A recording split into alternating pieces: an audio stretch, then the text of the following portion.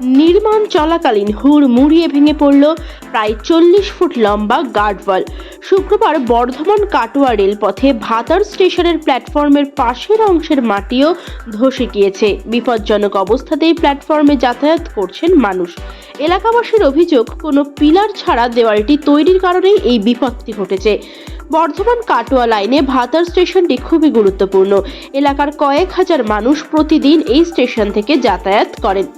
কয়েক ঘন্টার ব্যবধানে ট্রেন চলাচল করে এখানে। এলাকাবাসীর দাবি, আগের গার্ডওয়ালটি তৈরির সময় বেশি পরিমাণে মাটি কাটার ফলে তা দুর্বল হয়ে পড়েছিল। তার উপর ট্রেন যাতায়াতের সময় ঝাঁকুনির জেরে তার একাংশ ভেঙে পড়ে। দ্বিতীয়বার 40 ফুট লম্বা গার্ডওয়াল তৈরির সময় কোনো পিলার দেওয়া হয়নি। সব মিলিয়ে মাটি ধসে দেওয়াল সমেত ভেঙে পড়ে। পর্যাপ্ত নজরদারির অভাবে এই ঘটনা বলে দাবি।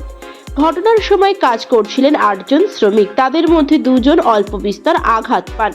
দিন কয়েক আগে ভাতার বেলেন্ডা গ্রামে রেলের আন্ডারপাস নির্মাণের কাজ চলার সময় ঢালাই একদিনের মধ্যেই খসে রড বার হয়ে যাওয়ার কাজ বন্ধ করে দিয়েছিলেন গ্রামবাসীর একাংশ।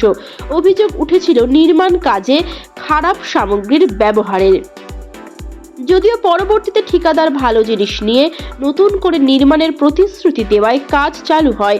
ফের রেলের কাজে গতিফলিত অভিযোগ ওঠায় নিরাপত্তা নিয়ে প্রশ্ন তুলেছেন এলাকাবাসী।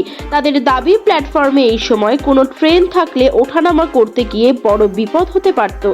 রেল সূত্রে জানা গিয়েছে, স্টেশন চত্বর আরও চওড়া করা এবং আরও 2টি ছাউনি তৈরির জন্য মাসখানেক আগে ভাতার স্টেশনের উত্তর প্রান্তের পশ্চিম অংশে নতুন করে গার্ডওয়াল তৈরি শুরু হয়। শুক্রবার সকালে মাটি কাটার যন্ত্র দিয়ে তার গর্ত কাটার সময় দুর্ঘটনাটি হয়।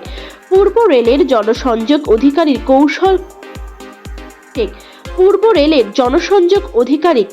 কৌশিক মিত্র বলেন, বিষয়টি খতিয়ে দেখে দ্রুত মেরামতির ব্যবস্থা নেওয়া হবে।